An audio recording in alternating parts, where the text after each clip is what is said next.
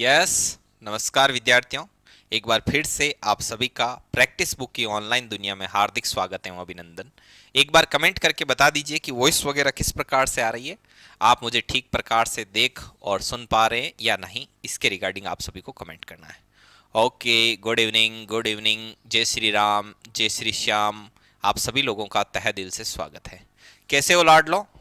I hope आप सभी स्वस्थ एवं मस्त होंगे और बढ़िया तरीके से जीवन का आनंद ले रहे होंगे। यस।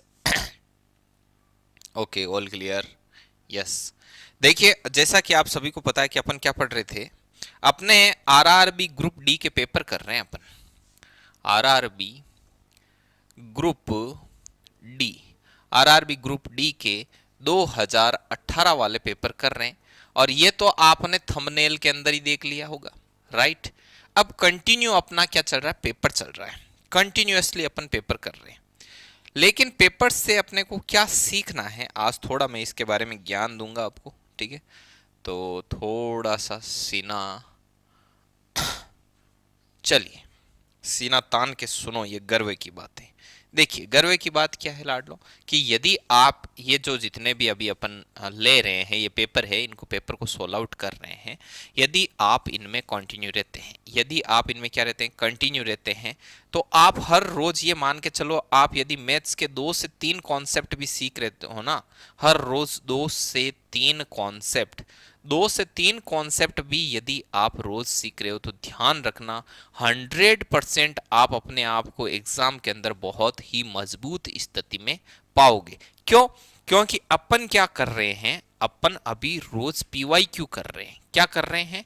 पीवाईक्यू, अर्थात प्रीवियस ईयर क्वेश्चन कर रहे हैं।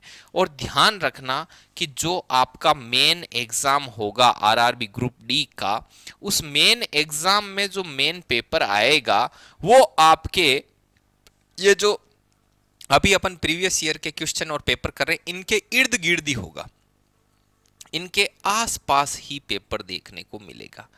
मतलब मैं आपको ये बता दूं, पूरा एजुकेशन सिस्टम, ये मान लो कि ये पूरी कोचिंग इंडस्ट्री है ना, वो इन पीवाईक्यू पे ही टिकी हुई है। इन्हीं को ध्यान में रखते हुए बच्चों को पढ़ाया जाता है कि पिछले जितनी भी 4-5 वैकेंसी हुई है, उनमें पेपर किस प्रकार से आ रहे हैं, और उस हिसाब से चलता है। बाद में क्या करते हैं, ऐसे करके आरआरबी ग्रुप डी के पेपर करवाते हैं, और उसके बाद देखते हैं कि भाई यार आरआरबी जैसे अपन परसेंटेज या कुछ भी टॉपिक करवाते हैं, तो फिर ये ध्यान रखते हैं कि आरआरबी है वो जूनियर इंजीनियर हुआ, एलपी हुई, आरपीएफ एसआई हुआ, लेवल 2 3 4 5 ये जो भी होते हैं, और एनटीपीसी वगैरह, कि इनमें आरआरबी जहां पर भी आपको नाम देखने को मिले कि रेलवे रिक्रूटमेंट बोर्ड है, वो इन टॉपिक्स को लेकर अपनी क्या धारणा रखता है। सबसे पहले आपको पता होना चाहिए कि एग्जाम की डिमांड क्या है। कि जैसे परसेंटेज तो सब जगह ही लिखा हुआ है, आप जैसे कि कोई पुलिस का पेपर देते हो, वहां पर भी आपको मान लो कि प्रतिशत टॉपिक लिखा हुआ मिल गया। आप वन पाल वन रक्षक, इधर ये खूब छोटा मोटा एग्जाम होता है। आप मैथ कई जगह आती है, जहां पर भी मैथ दिखती है वहां पे सरलीकरण और प्रतिशत तो लिखा हुआ मिलता ही है। लेकिन प्रतिशत की उस एग्जाम विशेष को लेकर के, मतलब जो बोर्ड भर्ती करवा रहा है उसकी प्रतिशत टॉपिक को लेकर क्या धारणा है, वो ग्रुप डी में प्रतिशत को कैसे देखता है, इस चीज को आपको फाइंड आउट करना है। और उसके बाद एकदम मतलब कि सटीक निशाना लगाकर उसके बाद चोट करनी, तब आपका जो एग्जाम है उसको क्लियर होने की जो संभावना है वो बहुत ही ज्यादा बढ़ जाती है। आई होप आप सभी मेरी बात से सहमत होंगे। तो इससे आपको क्या पता चला, इससे आपको इंपोर्टेंस पता चल गई। क्या पता चल गई? इंपोर्टेंस। कि इंपोर्टेंस क्या है इन पेपर की, इन क्लासों की कितनी इंपोर्टेंस है। हालांकि देखो लाडलो, अभी जैसे मैं आपको बता दूं कि बहुत ज़्यादा बच्चे डिमांड करते हैं कि उससे पीडीएफ ले लें, उसकी क्या निकाल लें, फोटोकॉपी निकाल लें, ये कर ले वो कर ले। हाँ, मैं मानता हूँ भाई उनका भी योगदान है, नोट्स भी चाहिए, बुक्स भी चाहिए, सारा कुछ होता है, टेस्ट सीरीज मॉक टेस्ट सब देते हैं। लेकिन आप जैसे जिस समय जो चीज़ चल रही है उस पर ध्यान दो। जैसे अभी यहाँ पर पीवाईक्यू चल रहे हैं, तो पीवाईक्यू पर विशेष ध्यान दें। जब टॉपिक पढ़ने तब टॉपिक पे ध्यान दें, मॉक भी लगाने, सारा काम भी करेंगे, लेकिन स्टेप बाय स्टेप करेंगे, जल्दबाजी में नहीं करेंगे। चलिए, अब अपन शुरू करते हैं 2018 का जो पेपर था उसका क्वेश्चन नंबर 1। आज का जो पेपर अपन ने लिया उसका क्वेश्चन नंबर 1 है। क्वेश्चन नंबर 1 क्या कहता है? क्वेश्चन नंबर 1, पहली बात तो किस टॉपिक से आया है ये ध्यान रखना चाहिए। ये सिंप्लीफिकेशन, अर्थात जो अपना सरलीकरण टॉपिक है, सरलीकरण टॉपिक से ये क्वेश्चन है वो पुटअप हुआ है। ये पुटअप हो गया, ठीक है। चलिए, तो यहां पर क्या हो गया, -15 -18 -35 डिवाइडेड बाई 5, ये आपसे पूछा है कि क्या होगा। तो लाडलो, सिंप्लीफिकेशन की दुनिया में आप एक चीज पढ़ते हो, क्या पढ़ते हो, आप पढ़ते हो बोर्ड मास का रूल। बोर्ड मास का रूल, बोर्ड मास का रूल कहता है कि सबसे पहले आप ब्रैकेट को सोल्व करो, बी फॉर ब्रैकेट। तो ब्रैकेट कहां दे रखा है, ब्रैकेट के पास में जाइए। तो आप आए यहां पर, आप सिंपली दौड़े दौड़े यहाँ आए और बोले कि ब्रैकेट को सोल्व करना है। ब्रैकेट के अंदर सबसे पहले कहीं ऑफ दे रखा है, तो ओ फॉर ऑफ को सोल्व करो। ये नहीं है तो डी फॉर डिवाइड करो। तो आपको पता चला कि हाँ सर, यहां पर जैसे कि मैं पिंक कलर में कर देता हूं, 35 डिवाइडेड बाई 5, तो इसको सोल्व करना है। -15 -18 -35 में 5 का भाग कितनी बार जाएगा, 7 बार। मैं आपको ये समझा रहा हूं एक एक चीज डिटेल से, इसलिए मैं थोड़ा समय ले रहा हूं, ठीक है, वरना इतना समय नहीं लगता है, फटाफट सोल्व होता है। चलिए, उसके बाद कहीं पर मल्टीपल है, इसके अंदर ब्रैकेट को पूरा सोल्व करना है, अंदर मल्टीपल नहीं होगा, एड, तो ये एड हो जाएगा। -18 -7 कितना होता है, आपको ही पता है कि -18 -7 हो गया -25, राइट। अब देखना -15 और -25, तो ध्यान रखना ये माइनस और माइनस कितना हो गया आपका, 25 हो गया। चलिए चलिए, तो 25 -15, तो इसको ऐसे भी तो लिख सकते हैं, 25 -15, तो ये क्या हो जाएगा आपका, 10 हो जाएगा। 10, तो आपका 10 से वो फाइनली क्या होगा, करेक्ट जवाब होगा।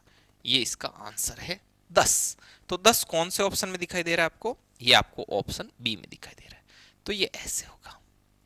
समझे क्या बात को, नोट्स वगैरह सब मिल जाएंगे आपको, बार बार कमेंट करने से तो नहीं मिलेंगे, ठीक है। पीपीटी मिल जाएगी टेलीग्राम पर, ठीक है। चलिए, तो बढ़िया तरीके से अपन इस पर ध्यान देते आगे बढ़िए। अब ये क्या बोल रहा है, अगला क्वेश्चन, क्वेश्चन नंबर 2, कि 14, 42 और 77, 14, 42 और 77 का लघुत्तम समापरिवर्तक, लघुत्तम समापरिवर्तक माने एलसीएम, ये क्या है, एलसीएम, कि इसका एलसीएम क्या होगा। तो ये कौन से टॉपिक का क्वेश्चन है, सबसे पहली बात, ये नंबर सिस्टम में से आया है। कहां से आया है, नंबर सिस्टम, नंबर सिस्टम की दुनिया से आया हुआ ये क्वेश्चन है। देखिए किस प्रकार से करेंगे इसको, 14, 42 और क्या है, 77 है, 14, 42 और 77, तो ये कैसे होगा, इधर है 14, इधर है 42 और इधर क्या है 77। तो ये पहली बात तो ये मैंने डिटेल से करवा दिया, ये YouTube प्लेलिस्ट के अंदर विद्यमान है। बाकी जो स्टूडेंट ऐप पर है उनको भी पता है कि हमने ये चीज़ है वो आपके ऐड कर दी है। तो आप में से कई विद्यार्थी ऐसे हैं जो यदि मान लो कि जब आप इसको कर रहे हो, पेपर हम जब सोल्व करवाते हैं तो उनको तकलीफ महसूस होती है।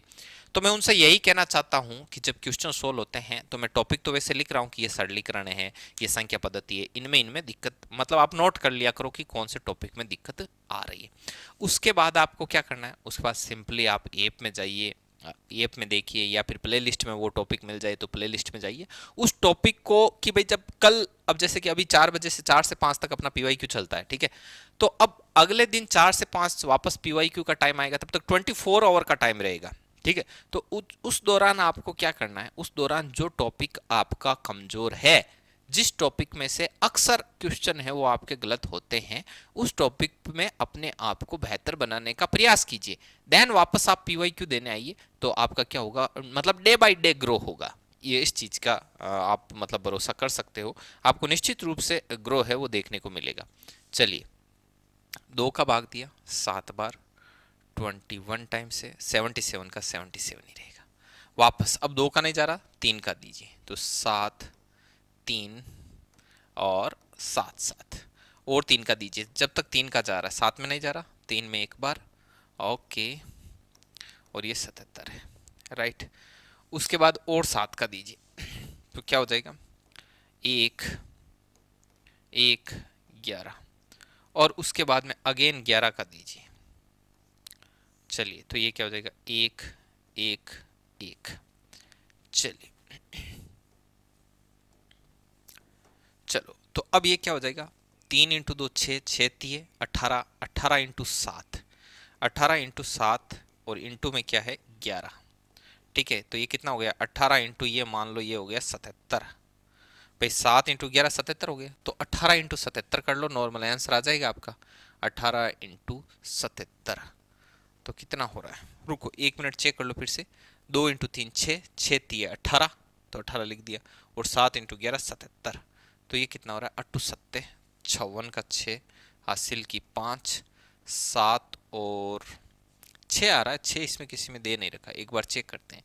2 का दिया 7 बार, 2 का दिया 21 बार, और 2 का इसमें गया नहीं 77 में, फिर 2 का तो और जा नहीं रहा, तो 3 का दिया 7। अच्छा अच्छा, यहाँ पे मिस्टेक हुई, इसमें 7 बार ही जाएगा ना, यहाँ से ये थोड़ा गड़बड़ हुआ है, तो अपन इसको एक बार थोड़ा देख लेते हैं। चलिए यहाँ पे 7 हो गया, तो अब यहाँ से 7 का ही जाएगा, 1 1 11, और ये 11 1 1 1। जब तक 1 1 1 प्राप्त ना हो, आपको कंटिन्यू इसको सोल्व आउट करते हुए ही चलना है। चलिए तो अब क्या देखने को मिल रहा है, देखो 2 × 3 × 7 × 11, 2 × 3 × 7 × 11, तो 2 × 3 6, 6 × 7 42, 42 × 11, तो 42 और इधर भी 42, तो ये क्या हो जाएगा 2 6 4, 462, 462। तो डी ऑप्शन है वो आपका क्या होगा, करेक्ट होगा, ये आंसर है। समझे क्या बात को, यस। चलिए अब अगेन ये सिंप्लीफिकेशन का, अगेन सिंप्लीफिकेशन में से क्वेश्चन आता है, सरलीकरण टॉपिक में से आप ये मान के चलो, आपको मतलब 1 से 2 तक 2 क्वेश्चन तो आराम से मिल जाएंगे, 2 कई बार 3 भी देखने को मिल जाते हैं। तो चलिए ये सिंप्लीफिकेशन का क्वेश्चन है, मैं थोड़ा जल्द ग्रहण करता हूँ, इसके लिए आपको 40 से 50 सेकंड का समय देता हूँ, आप सभी विद्यार्थी इसको सोल्व आउट करने का प्रयास करेंगे। लगाओ लाडलो बोर्ड मास का रूल लगाओ, बहुत ही सिंपल है, आप कर सकते हो, कीजिए।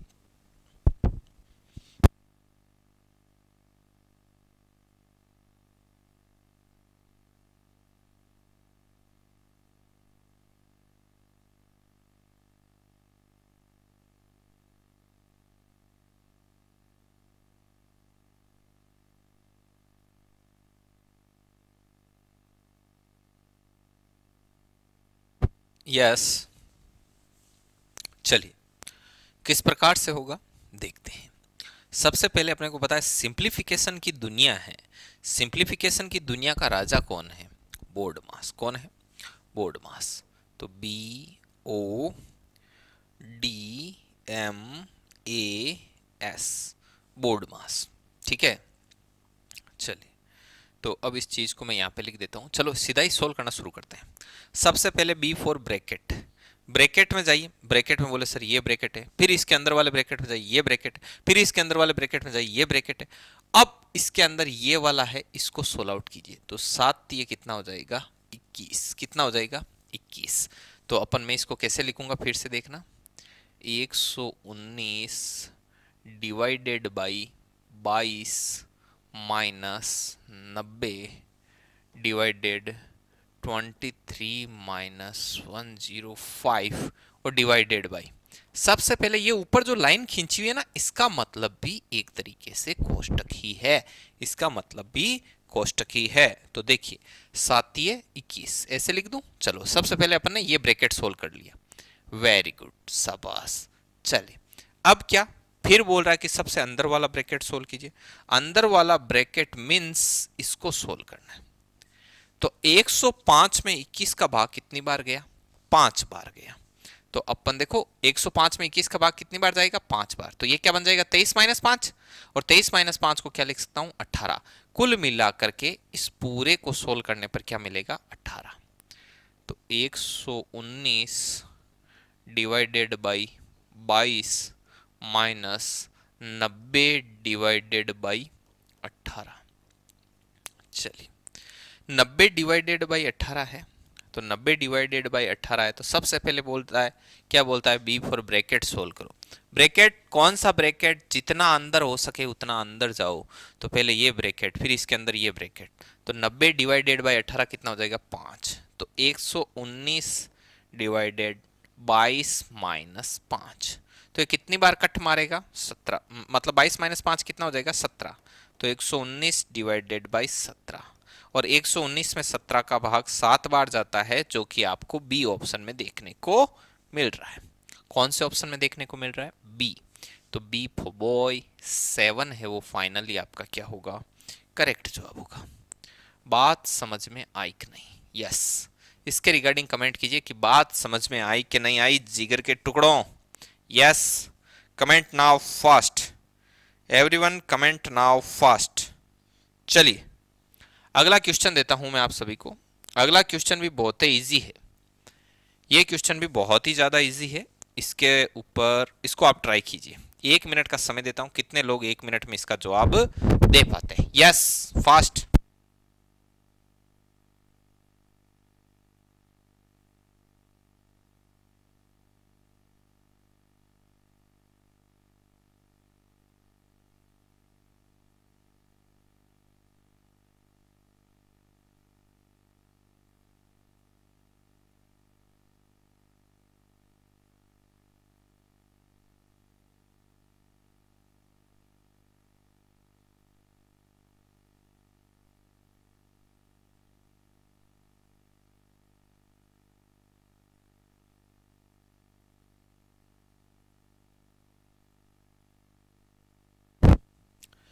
यस, देखिए किस प्रकार होगा।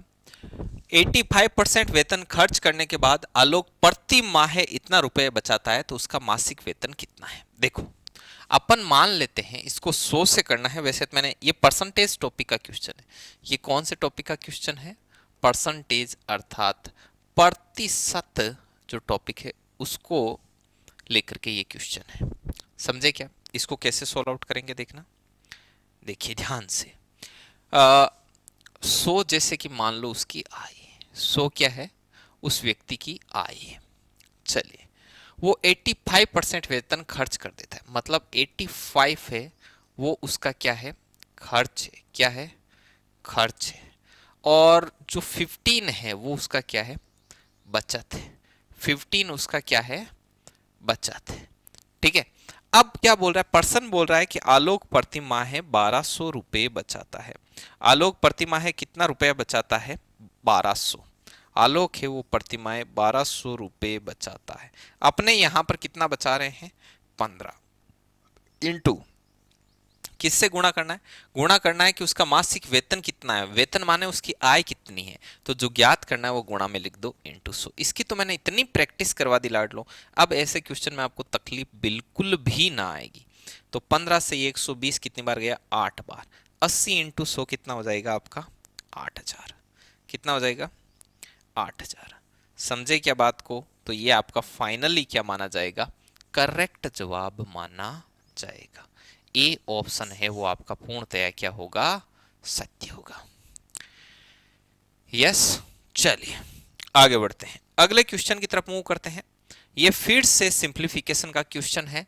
आपको बता दूं कि इस पेपर में ये मतलब तीसरा क्वेश्चन है सिंप्लीफिकेशन टॉपिक को लेकर। तो इससे आपको क्या बात सीखने को मिलती है, सिंप्लीफिकेशन टॉपिक को बिल्कुल भी अंडर एस्टिमेट आपको नहीं करना है। चलिए इसके यहाँ पे लिख देता हूं, क्या है, सरलीकरण। क्या है, सरलीकरण। इंग्लिश मीडियम वाले ध्यान रखना कि क्या है ये, सिंप्लीफिकेशन जो टॉपिक है उसके रिगार्डिंग ये क्वेश्चन, उसको लेकर के ये क्वेश्चन पूछा गया है। यस, आप लोग भी साथ साथ प्रयास करते रहें। जिन विद्यार्थियों को तकलीफ महसूस होती है उनसे मेरा निवेदन है कि आप पहले जब मैं सोल्व करता हूं ध्यान से देखें। देखो मैंने आपको बता रखा है कि सिंप्लीफिकेशन की दुनिया का राजा कौन है, बोर्ड मास। क्या है, बोर्ड मास, BODMAS, बोर्ड मास। ये सिंप्लीफिकेशन की दुनिया का राजा है ये। ठीक है। तो देखिए लाडलो, बी फॉर ब्रैकेट माने सबसे पहले ब्रैकेट को सोल्व आउट कीजिए। तो आप इस ब्रैकेट को सोल्व करने चले, फिर इस ब्रैकेट को सोल्व करने चले, फिर आप इस ब्रैकेट पे आ गए। क्यों, क्योंकि सबसे पहले सबसे अंदर वाले ब्रैकेट को सोल्व आउट करना है। ठीक है।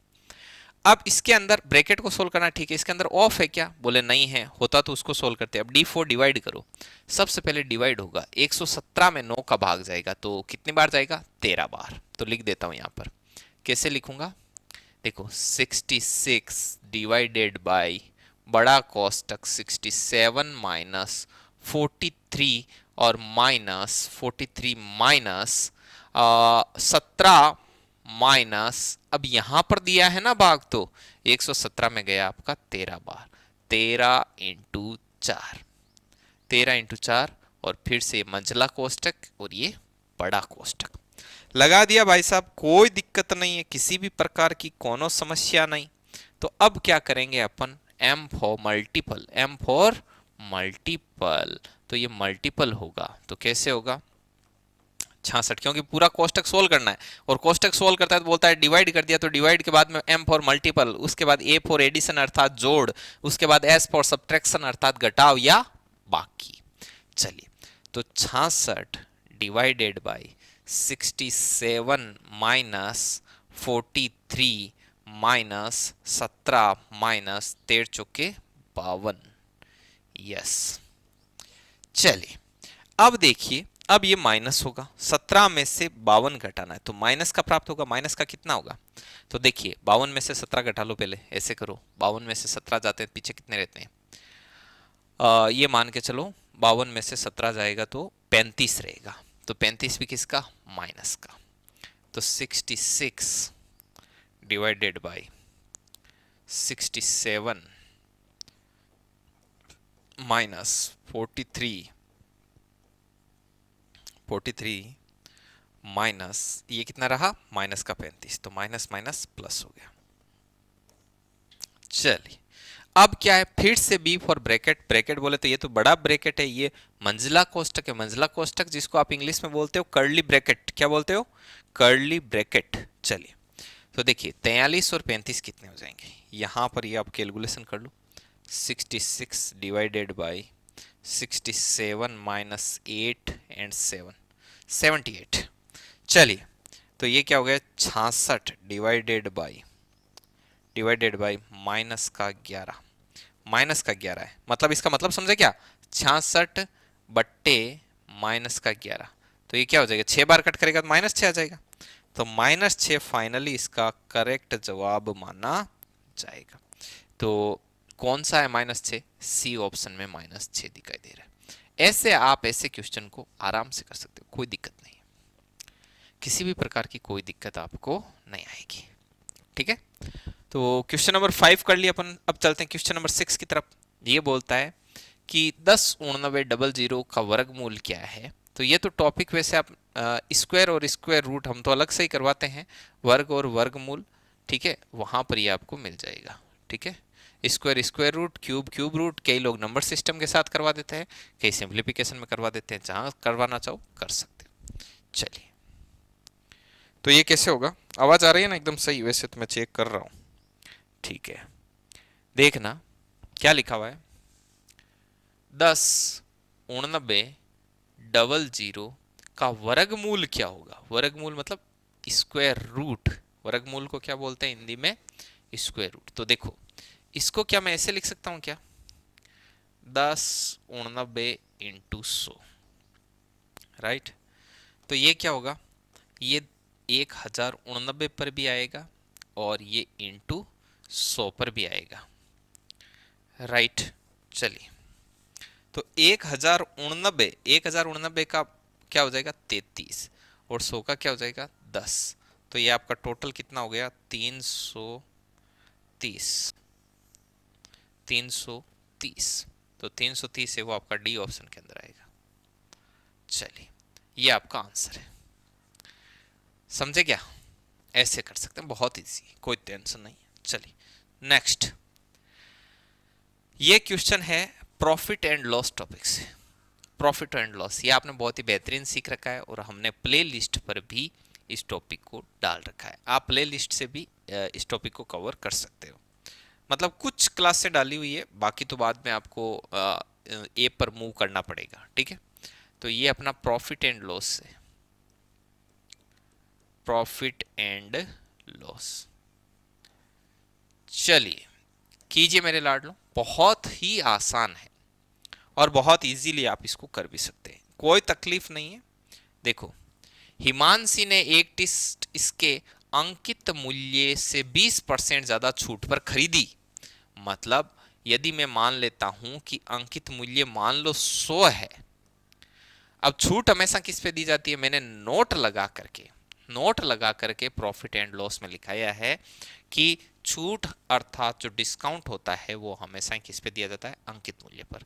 तो ये कहता है कि यदि हम मार्केट प्राइस पर 20% की छूट दे देते हैं, अर्थात इस पर 20% की छूट माने 80, इतने रुपए में उसने वस्तु को खरीदा। हिमांशी ने एक टी शर्ट इसके अंकित मूल्य से 20% छूट पर खरीदी। मतलब यदि अंकित मूल्य 100 है तो उसका 20% छूट अर्थात 80 में उसने खरीदी। अब बोल रहा है परंतु यदि वह इसे अंकित मूल्य पर बेच देता, मान लो कि 80 में खरीदी, अच्छी बात है, लेकिन मान लो वो अंकित मूल्य पर ही बेच देता, मतलब उसका मार्केट प्राइस ही उसका सेलिंग प्राइस होता, मतलब जितना चिपकाया हुआ है उतने में ही बेच देता, तो उसको होने वाला लाभ और हानि प्रतिशत बताइए। तो सीधी सी बात है लाडलो, 80 में खरीद रहे हो, 100 में बेच रहे हो, प्रॉफिट कितने का हो रहा है, 20 का। तो प्रॉफिट परसेंटेज कैसे निकालते हैं, तो profit percentage is equal to होता है प्रॉफिट बट्टे सीपी इनटू 100। तो प्रॉफिट कितना 20, सीपी कितना 80 और इनटू में कितना 100। चलिए ये इसको कितने बार काटेगा, 4 बार, 4 से इसको कितने बार काटेगा, 25 बार। तो 25%, 25% का प्रॉफिट होगा। तो ए ऑप्शन आपका सही। बहुत ज़्यादा इजी है, इसमें ऐसे कोई बात नहीं है, आप आराम से कर सकते हो। यदि आप एक सीएस कैंडिडेट हो, आराम से पढ़ते हो हर रोज, है कि नहीं, और कंटिन्यूटी यदि आपकी है, तो सबसे मेन कंटिन्यूटी है, सारा गेम कंटिन्यूटी का है। चलिए नेक्स्ट, ये टाइम एंड वर्क टॉपिक से आया हुआ है, क्वेश्चन नंबर 8 है टाइम एंड वर्क से, टाइम एंड वर्क से, टाइम एंड वर्क से। चलिए तो इसके लिए मैं आपको कुछ समय देता हूं लाडलो, 1 मिनट के अंदर आपको करके दिखाना है, ठीक है। फास्ट कीजिए सभी लोग, फास्ट, यस कमान।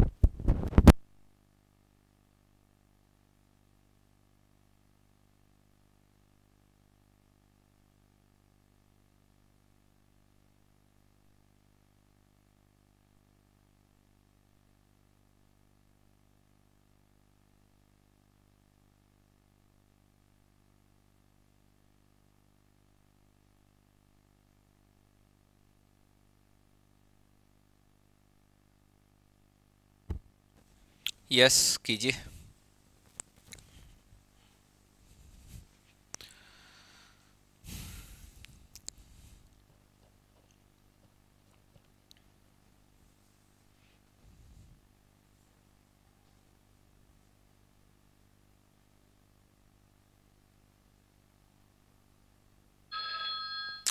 चलिए देखिए ये क्या बोल रहा है, 200 पुरुष किसी भवन का निर्माण 1024 दिन में करते हैं, तो उसी भवन का निर्माण 256 दिन में करने के लिए कितने पुरुषों की आवश्यकता होगी। टाइम एंड वर्क टॉपिक से, तो ये क्या कहता है, देखिए ये कहता है एक फॉर्मूला होता है M1D1H1 बट्टा W1 बराबर है M2D2H2 अपॉन W2, राइट। चलिए देखो, यहां पर कहीं पर भी घंटों की बात नहीं की, इसको हटा दो, कहीं पर के कार्य की बात नहीं की, इसको भी हटा दो, तो बचा क्या, M1D1 बराबर M2D2। M1 का मतलब होता है कार्य करने वाले कितने पुरुष या कितने महिलाएं हैं, कितने लोग काम को कर रहे हैं, उनको M से शो करते हैं। D का मतलब होता है उस काम को करने के लिए कितने दिन लगते हैं, नंबर ऑफ डेज को D से शो करते हैं। कितने घंटे कार्य करते हैं प्रतिदिन, उसको H से शो करते हैं। कितना काम करते हैं, जैसे 1/2 काम किया, 3/4 काम किया, इसको W से शो करते हैं। बहुत इजी है, बहुत ज्यादा इजी है। 200 पुरुष किसी भवन का निर्माण 1024 दिन में करते हैं, मतलब 200 पुरुष किसी काम को 1024 दिन में करते हैं, राइट। तो बोल रहा है उसी भवन का निर्माण 256 दिन में, 256 दिन में, मतलब D2 बोल रहा है 256 दिन में उसी काम को करना हो तो कितने लोगों की आवश्यकता होगी। M2 अपने को ज्ञात करना है।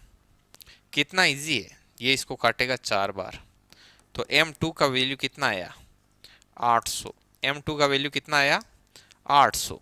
बोले तो 800 लोगों की जरूरत होगी। कितने लोगों की जरूरत होगी 800 लोगों की इसमें जरूरत होगी। डी 800। चलिए तो दो इसको करने में कितने पुरुषों की आवश्यकता होगी 800 लोगों की आवश्यकता होगी। यस चलिए आगे चलते हैं नेक्स्ट।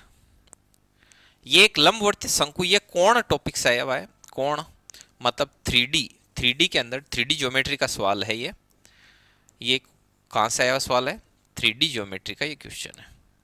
ठीक है, क्वेश्चन नंबर 9 आपके सामने 3D ज्योमेट्री का है। और 3D ज्योमेट्री में अपना जो टॉपिक होता है कोण, जिसको अपन क्या बोलते हैं हिंदी में शंकु, शंकु से आया हुआ है।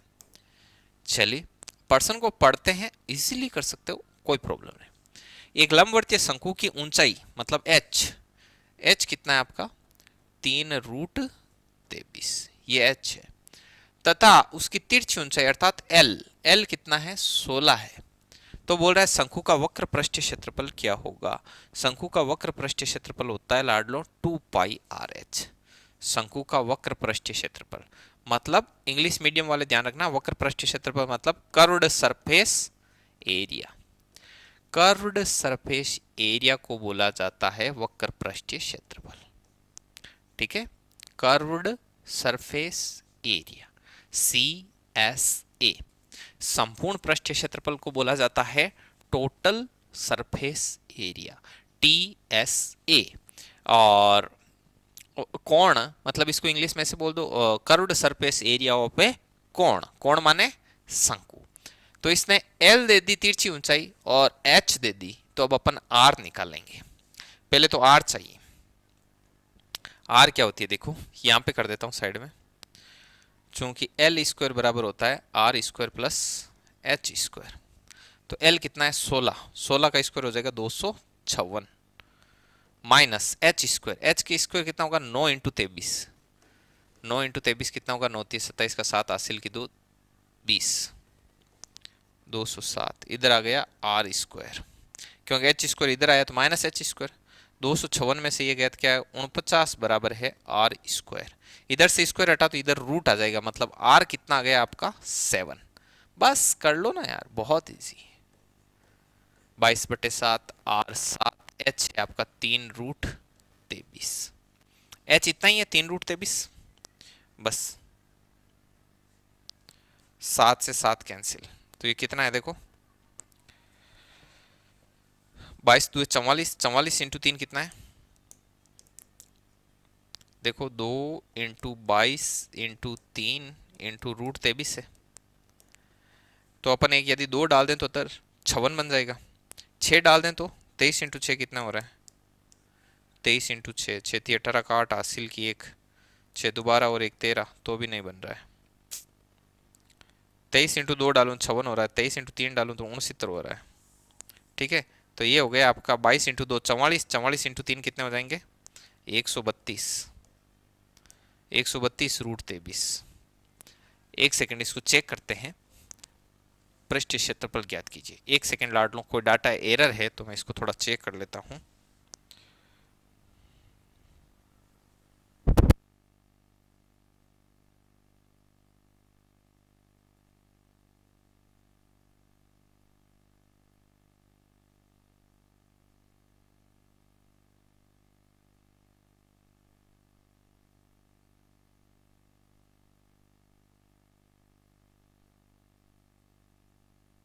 यस देखिए लाडलो, इसमें ये हल्का सा मिस्टेक, एक सेकेंड।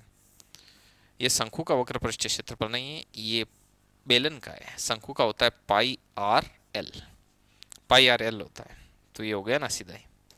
अब देखो पाई कितना 22/7, आर कितना 7, एल कितना 16, इससे ये गया 22 इंटू 16, तो 22 इंटू 16 कितना है 6 दोबारा का 2 हासिल की 1, 6 दोबारा 1 13, 2 15 का 5 हासिल की 1,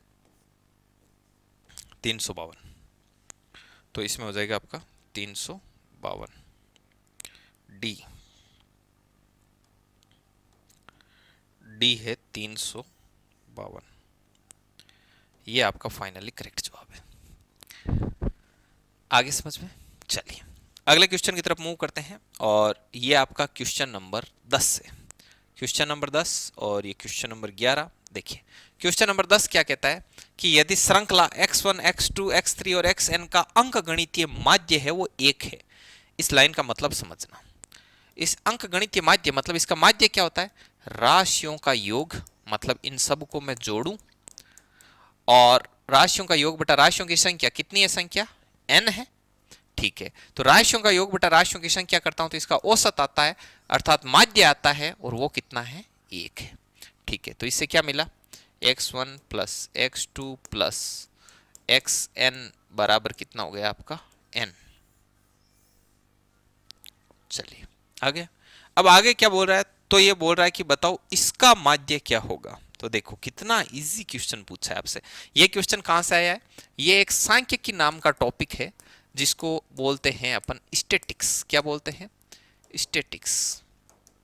स्टैटिक्स। चलिए तो क्या हो जाएगा? x1 बटा के प्लस x2 बटा के प्लस xn बटा के। ठीक है, तो राशियों का योग और बट्टे में क्या है? राशियों की संख्या। तो ये कितनी राशियां हैं? ये n है। 1 2 3 4 ऐसे चलता जाऊंगा तो ये टोटल n राशियां हैं। चलिए अब देखो, चलिए ये क्या है? k। k एलसीएम ले लिया, ऊपर क्या हो जाएगा? x1 plus x2 plus xn और बट्टे में क्या है आपका? n। चलिए अब देखो x1 plus x2 plus xn है, उसको क्या बोलेंगे? n। n बट्टा k और बट्टे में क्या है आपका? n। तो इसको मैं ऐसे लिख सकता हूँ, n बट्टा 1 लिख सकता हूँ। ठीक है, ये गुणा में आएगा तो क्या हो जाएगा? 1 बट्टा n। n से n गया तो क्या बचा? 1 बट्टा k। क्या बचा आपका? 1 बट्टा k, जो कि आपका सी ऑप्शन के अंदर है। सी ऑप्शन आपका पूर्णतया सत्य माना जाएगा। इतना अच्छा और इजी क्वेश्चन।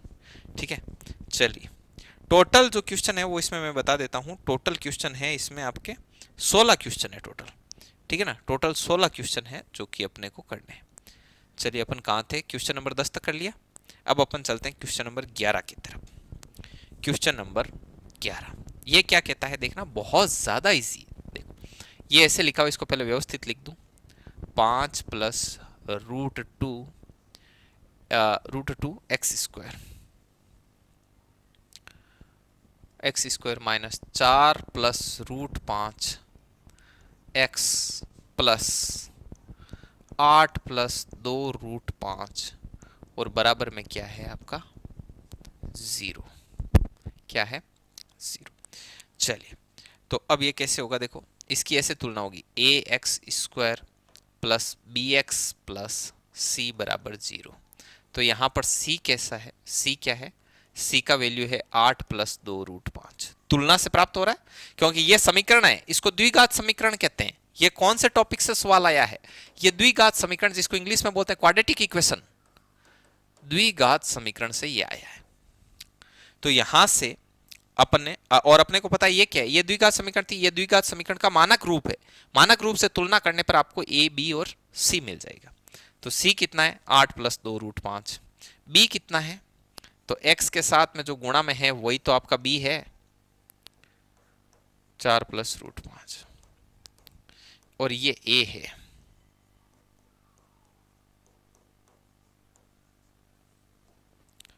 चलिए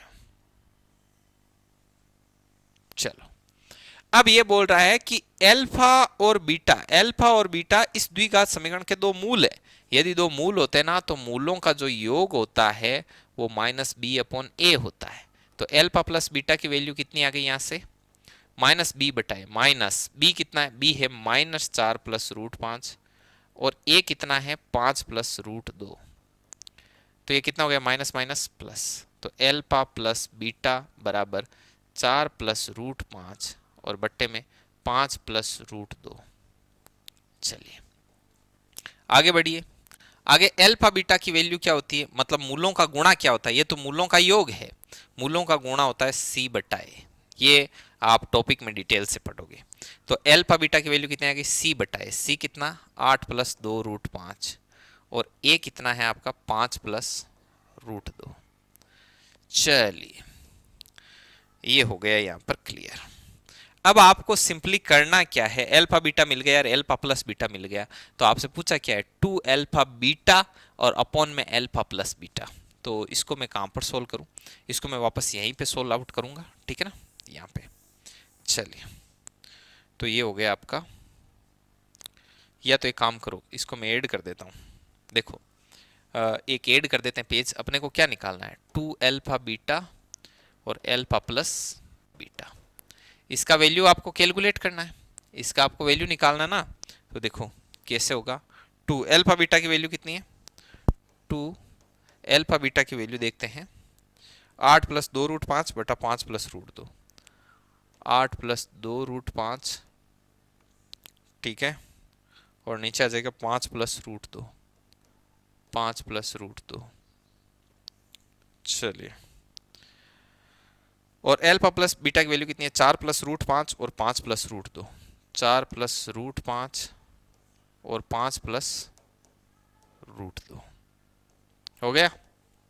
अब देखना कितना इजी है, देखो 2 इंटू इंटू में कितना है 8 + 2√5 और बट्टे में क्या है 5 + √2। इसको उल्टा कर दो, ये गुणा में आएगा तो उल्टा हो जाएगा, 5 + √2 और नीचे है 4 + √5। चलिए तो देखना अभी क्या बचेगा, इससे तो ये कट हो गया, ठीक है। एक काम करना, ये दो तो पहले से, इस पूरे में से दो कॉमन निकालो, इस पूरे में से दो कॉमन निकालोगे तो क्या हो जाएगा 4 हो जाएगा यहाँ पे, 2 × 2 4 और बचेगा क्या 4 + √5।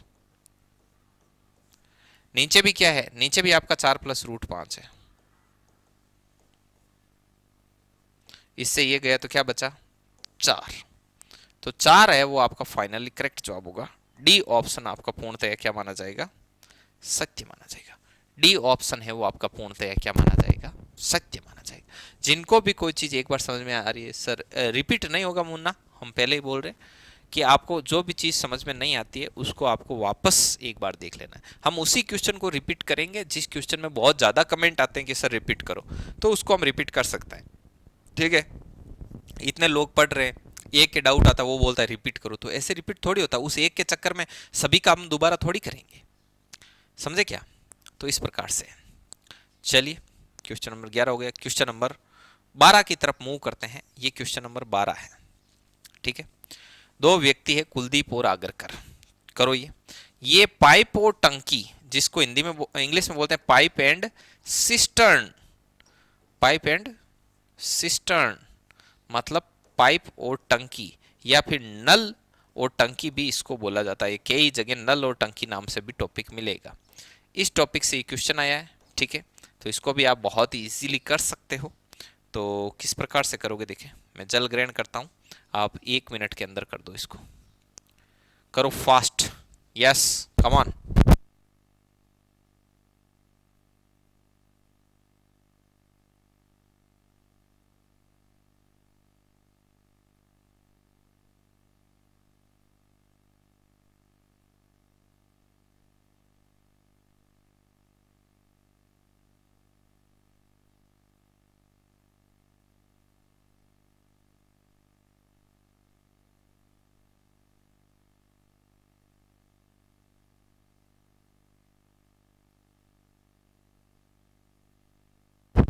यस कीजिए भाई, ट्राई कीजिए, सभी लोगों को प्रयास करना है, ठीक है।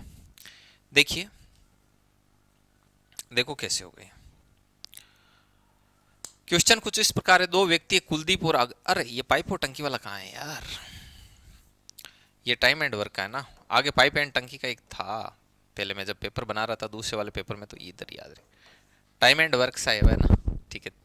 चलिए देखो कुलदीप और आगरकर, जैसे ये के फॉर कुलदीप है, इधर ए फॉर आगरकर है, ये 8 घंटे और 12 घंटे काम करते हैं, इनका एलसीएम क्या गया 24, तो यहाँ पे 3 है और यहाँ पे 2 है। 8 और 12 घंटे एक खेत में लगी फसल को काट सकते हैं। वे एक एक घंटे की कार्य अवधि में वैकल्पिक रूप से कार्य करते हैं। मतलब 1 घंटा कुलदीप काम करता है, 1 घंटा आगरकर करता है, ऐसे मतलब अल्टरनेट काम करते हैं। कुलदीप 9 बजे काम करना शुरू करता है तो कटाई कब खत्म होगी? देखो लाडलो, बहुत इजी है। सबसे पहले 9 बजे कुलदीप ने कटाई शुरू की। 9 बजे कटाई करने कौन आया? कुलदीप।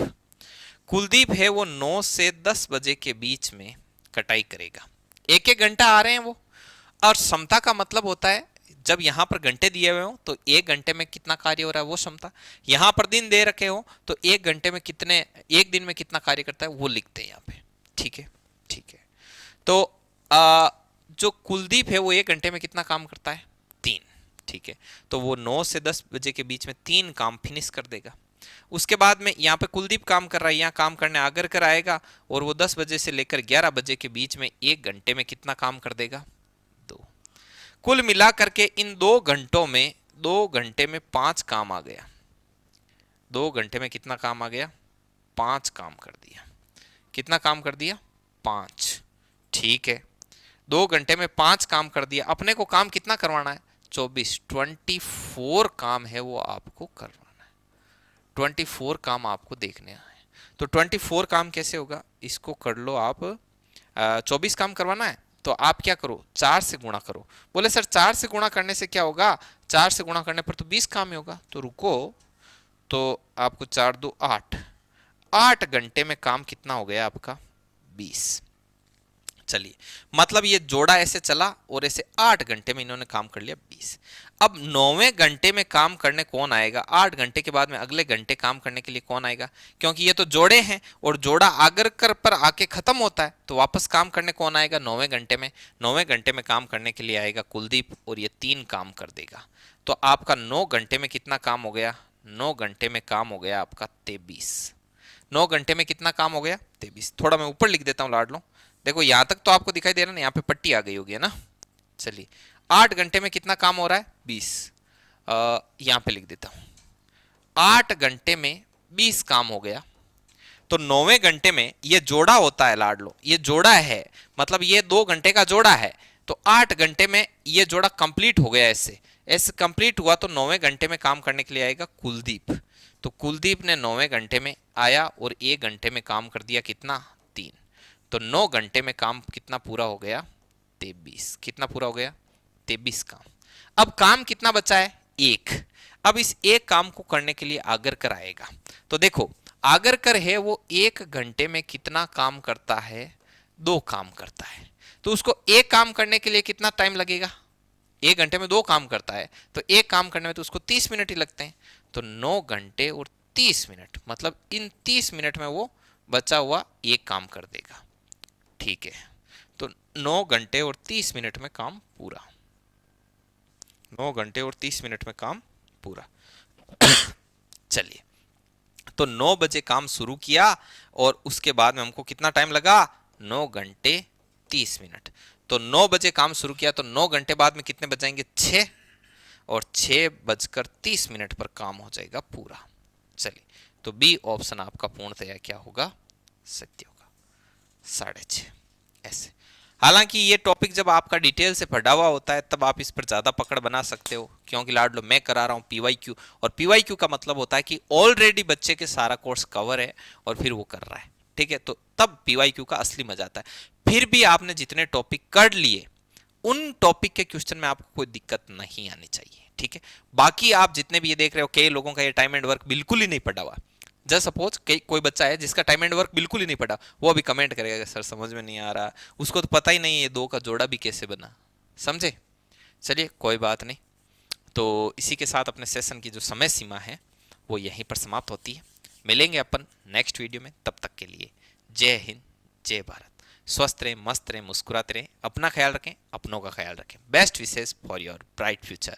यदि वीडियो अच्छा लगता है तो इसके नीचे अपना एक वैल्यूएबल कमेंट है वो जरूर से जरूर छोड़ें।